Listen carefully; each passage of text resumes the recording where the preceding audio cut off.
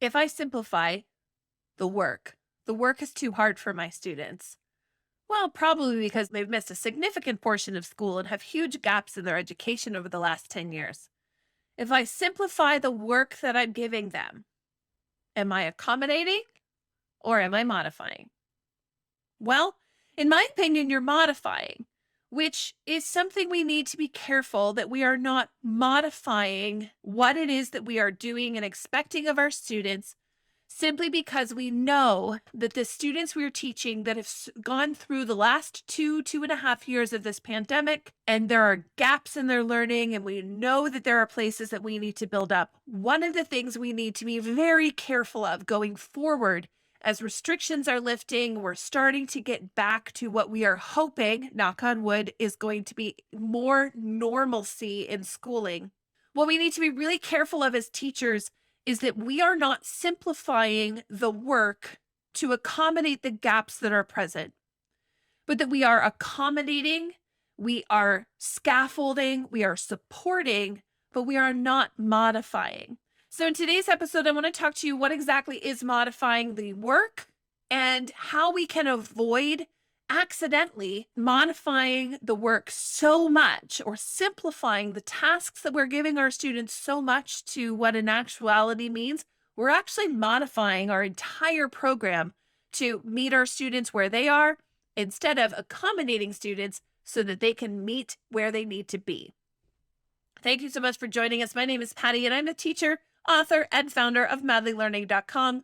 Every single week, we have a new episode here at Teaching with Madly Learning, where we talk all things teaching in the junior grades with our hope to make teaching and learning more engaging and fun for both you and your students. So thank you again for joining us. And if you want to know how you can learn more, you can click the like and subscribe button or leave some feedback wherever you happen to be watching or listening to this episode. We would love for you to join us and make sure you know when the next episode is dropping. So, modifications. Modifications are the altering of what students are doing. It is the simplification of work, changing the expectations. So the expectations are what grade 5 students or grade 4 students or whatever grade you happen to be teaching, what is expected of students at that grade level. Modifications is simplifying and adjusting what it is students are doing so you actually expect less or more than what you are supposed to be expecting from them. So we all as teachers are required to teach the content of the grades that our students are assigned to. Unless a student is on an IEP, in which case those students are modified for.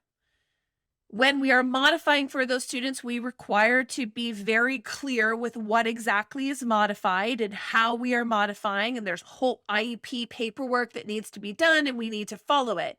But what we sometimes run into is that we accidentally modify the content of students that are not on IEPs because there may be gaps in their learning. This is so prevalent right now where we know full well that there are students with gaps in their learning. They are reading below grade level. They are missing chunks of information. In math, they're supposed to be able to multiply 3-digit by 2-digit numbers, yet they're barely able to multiply 2-digit by 1-digit numbers. They don't know what algorithms they're supposed to be using. There are huge and enormous gaps. What we need to remember is we are required to teach the content of the grade that we're in, while also not ignoring where our students are. But our goal when we are accommodating or when we are differentiating is, I like to think of the analogy of the ladder. So when you are teaching grade 5, imagine you are standing on the grade 5 platform. You may have some students at the grade 5 platform with you, standing on the same platform. However, you may still have students that are really reaching up and they're not quite up on the platform yet. And they may be struggling to get up on that platform. What we're not going to do is lower the platform. We are not going to lower the platform to meet those students where they happen to be. Instead, we are going to keep the platform where it is, and we are going to extend ladders. We're going to extend ladders as long as we need to extend the ladders too. for those students that the ladder is so long and it is so daunting for them to get up to that platform, we can lower the platform. For some students, we can just take parts of the platform away and we can modify them at grade level by just eliminating some of the things that they need to do where they are on the platform, but just in certain sections versus standing on the whole platform. Because standing on the whole platform is too much, but we can stand on part of the platform. But far too often, the concept of we need to meet students where they are, we often look at that phrase of meeting students where they are as lowering the platform instead of extending them a ladder. And I want to caution you against lowering the platform because we're actually doing our students a disservice by lowering the platform and not setting a culture of high expectations. I am not saying that we don't need to give them the ladders because we absolutely do. And those ladders should be big and easy to climb. But they're ladders. We're scaffolding them up. We're providing them more support, more encouragement. We're cheering them on as they get up the ladder. We might climb down the ladder and meet them and then help them up. We like that. We might give them a tremendous amount of support to get up that ladder. But the goal is for them to climb the ladder to reach that platform where they need to be. Unless they're modified for, unless we have IEPs in place, we cannot lower that platform. And this is a danger, especially when we're talking about students who have huge gaps. We have more ladders required than we've ever had before. And we need to climb down those ladders and help students get there. We need to assemble the ladders sometimes. Sometimes they're just not there. And that's okay. But what we always have to do is keep our eye on where they need to be. And we need to recognize that this might mean that we might not have an average grade mark in our classroom of a B right now. That sometimes I have students who are not modified. They are not students who are modified. We're talking about students who are unmodified and not even people that we're potentially thinking need to go on an IEP, that there are learning needs. That's not who we're referring to here. We're talking with the students who do not require an IEP and do not require modifications, but we've identified that there are gaps in their learning as a result of this pandemic. So what are we supposed to do? Number one, I think it's really important that we set a culture of high expectations. We know what we are expecting our students to be able to do. We know what learning looks like at the grade 5 level. We know where we can identify specifically where the gaps are, and we are going to be efficient in how we close those gaps. So across the subject areas, if we are not going to lower our expectations, but we are going to help scaffold our students to meet those expectations, one of the things the phrases we need to be really careful about saying is, this work is too hard for my students. And instead of saying this work is too hard for my students, we need to really change our language and our mindset and say our students are not ready for this yet, but we're going to get there. And that is the difference. And we need to look at still giving them the work they need to do and then helping them move up. So let's look at, for example, in writing. If your students came into you in September and they were writing like simple sentences with like not even anywhere close to where you needed to be in grade level, significantly below grade level, you could just lower your expectations and expect less from them. However, that would be a modification. Because if you are teaching grade 4 and you are expecting a organized paragraph in grade 4 or 2 organized paragraphs on the same topic in grade 4, then that's your goal. That's what you're working towards. And for those students that are writing multiple paragraphs that are organized, then that's a level B. Students who are not yet there, you can provide them support through guided writing, through constant feedback, by giving them to write more often.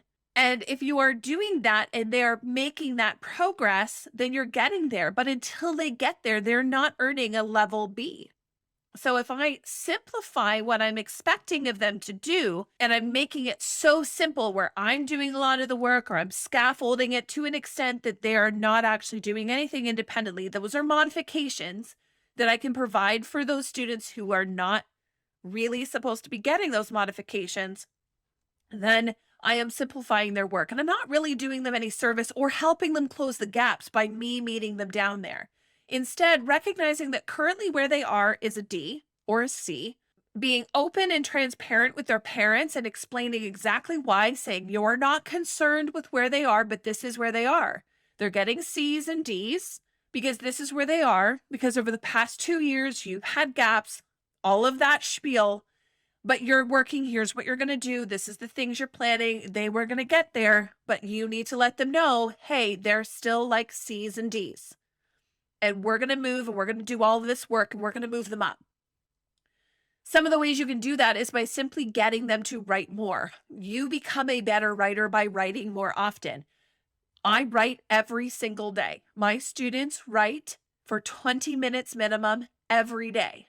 Every single day that they are in class and have language arts, they are writing because it was a skill they needed.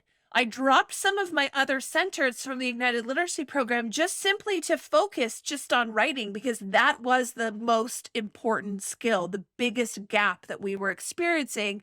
So we now just consistently write more. But I keep my expectations high. I still need them to write at grade level. I still require them to write where they need to be, even if they weren't there at the beginning. And I know I've got the entire year to get them there. I don't have to have them at a level B in September. I need to have them at a level B by June. I still have got 2 more months to go. It's April. By the time this is going live, and it's probably going to be May, they've still got time. So I've got a long time. I don't have to get them to write a competent story in 6 weeks. I have the entire year to get them to build that story. And that's where I want their grade to be by June, not by October. So being really patient and realizing that some of this skill development does take time. Meet them where they are, give them the mark they earn at that moment, and bridge and scaffold them up, have them help them climb that ladder so they can meet you where they need to be. Instead of just saying, oh, well, they can't do it. They're not so good at it. There's huge gaps. So I'm just going to lower my expectations. That is not what we want to do. And it's really not doing our students any service. We can give our students, if they're writing every day, we can give them constant feedback. We know best practice is giving our students a ton of timely feedback, whether it's written feedback or oral feedback, checking in with students, seeing where they are, talking with them, having those conversations about their writing is something that is going to move that needle that much further. Targeted discussions on what they're working on, what they need to work on next, how they're going to show improvement, using things like Bump It Up boards, exemplars are all great tools that you can help really pull away some of the layers that we often put in place as teachers that make the assessment a mystery or make what we expect difficult for students to understand. Make it really simple so that they know exactly what a level 3 type work looks like and what that means. The big piece here too is also reading. Is if we have students that are reading below grade level, how much are we required to modify to meet where they happen to be? Well, the reality is I go back to my days working with ELL students and the difference between whether or not we would modify an ELL for reading or we would accommodate them for reading. And it was never based on their reading level. So, for instance, if a student was able to read a piece of reading that was significantly below grade level, there was a sweet spot where you would actually be modifying because the text would be so simplistic that they weren't getting the appropriate vocabulary and sentence structures and figurative language and complexity that you would expect of a student, say, like at grade 4. So if you're a grade 4 student, that grade 4 student could read a level 30 and still be able to demonstrate grade 4 level skills, knowledge, and understanding. Even though the text level was a 30, their answers or responses or comprehension could still demonstrate grade 4 quality work. So therefore it would be an accommodation and at probably a level C if you were marking that student because they're still reading below grade level, but they are able to demonstrate comprehension appropriate for the grade. However, you also will have students that are reading significantly below grade level that are not on modified programs, and you may have those huge gaps. Those students are still required to read at grade level and still comprehend grade level texts, unfortunately. Now, we will accommodate and differentiate for them and give them lower level texts, but they still are expected to be working at grade level. They're still expected to do grade level work, even though they're reading below grade level. And for those students that are significantly below grade level and they're reading, and this pandemic has created these huge gaps, these students may be candidates for actually putting them on a temporary IEP because they can't handle the grade level stuff yet. It's far too difficult for them. So we need to have official pieces of paper in place to allow us to modify for them. Otherwise, if we do not have that paper in place, regardless of what level that student is at, we do need them to still do grade level work. They need to be able to read the grade level work. They need to be able to do the grade level work because we don't have the ability to modify for them. We can't just modify for them because we know that they're working below grade level. We cannot modify for students unless we have permission to do so officially. We cannot simplify things. We can't do all of the reading for somebody in reading and change the expectation of what it is they're actually doing so significantly and then be able to give them a C or a B. We can't. We need those students to be on IEPs temporarily, if that's the case, until we can close those gaps. But otherwise, they need to be reading at grade level.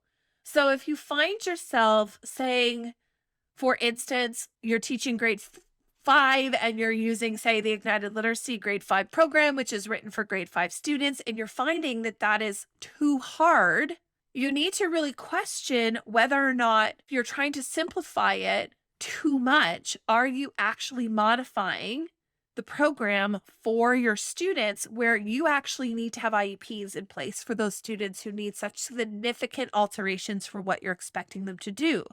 Students in grade 5 should be able to read grade 5 content at the grade 5 level with grade 5 level vocabulary and figurative language and be able to demonstrate their comprehension. If they cannot, then we need to look at whether or not we're actually modifying. What we don't need to be doing is saying, okay, well, I'm going to go take a grade 3 text, give it to my grade 5 student, have them do it, they do a good job on it, and say, oh, that's a B at grade 5, but it's not a B at grade 5. It would be a B at grade 3. And I always try to caution teachers when they ask whether or not they're teaching grade 5, but their students are low. So should they actually use the grade 3-4 Ignited Literacy program? And I most often say, no, you shouldn't. Because if you're teaching grade 5 and your students are low, I wouldn't necessarily use the 5-6 program because that's more for 6 or high 5s. But I would use a 4-5. It's differentiated, so you could go as low as 4 up as 5, and you can still do grade level work. But it's not going to have the content of a grade 5 program. It's going to have the 3-4 program is going to have the content of the grade 3 program. And if you're using a grade 3 program with grade 5s, you're modifying for them. We're not teaching them grade 5, and unless you have the paperwork that allows you to modify for them at that level, then you are simplifying their tasks and simplifying their work far beyond where you should be. And it's hard to do that. And we're not really supposed to be doing that at all. We need to be, again, we're on that platform lowering the ladders. We need to support them to get up to where they need to be. We have a lot longer time to get there, but we cannot simplify all of the things just to make it easier because they're struggling. We need to help them through that struggle. We cannot snowplow through it. We have to allow them to experience the bumps in the road. We need to consolidate the learning. We need to bridge those gaps, reteach concepts we need to teach. We can teach them, but our expectations must still stay where that grade level is. And we cannot just lower the platform because we've had 2 years worth of gaps in learning. Unless they come out and say, guess what, universally, we're going to lower that platform to accommodate for students, then okay, cool. But at this point, the platform's not been lowered. So we need to keep that platform exactly where it needs to be and expect students to be up there and support them, get down that ladder, help them build it back up, get them there. But the goal is for them to get there and then mark them accordingly. If they're not up on the platform with you, they're not getting Bs. They're not getting As. because they're not there yet. And that's okay. And communicating that with parents. In math, these gaps are often manifesting themselves in ways where they're missing key parts and ideas. They've missed multiplication. They've never seen long division before in their life, and you're often needing to reteach. And in this sense, there's going to be where you cannot move on to the next step in math before you've retaught it. But the goal, again, is to go down the ladder, teach them that concept because that's the rung they need to get to the platform of grade 5. You need to teach them that concept, but then you need to teach the next concept and the next concept until they get to where they need to be. And this might mean that we have to consolidate some expectations. We have to kind of get them where they need to be. We have to give ourselves permission that sometimes there's going to be some strands we don't do a great job on.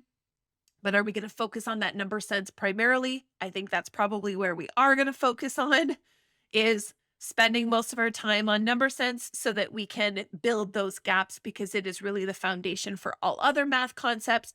But we do need to look at how it is that we are going to put the rungs on that ladder so that we can get them where they need to be. But remember that we still have to teach that content that we're required to teach for the grade level we're in. And we also have to look at time and managing that. So try to figuring all that out, but really looking at not necessarily simplifying things so much that we're missing pieces of information. So if you would like more information on how to modify and accommodate, you can check out our website at www.madlylearning.com. We have lots of other resources on and videos on accommodations and modifications in subjects specific like math and science, social studies, and language. So you can go a little bit further, dig a little bit deeper on the accommodations and modifications side of what that's going to look like at each level or each subject area. So you have a better idea of what that looks like. If you have any questions, you're always welcome to reach out to us through email at info@madlylearning.com or through our DMs, both on Instagram and Facebook. Thank you so much for joining us. And don't forget to like and subscribe this video so that you are aware the next time these videos are available. Thanks so much for watching. Bye for now.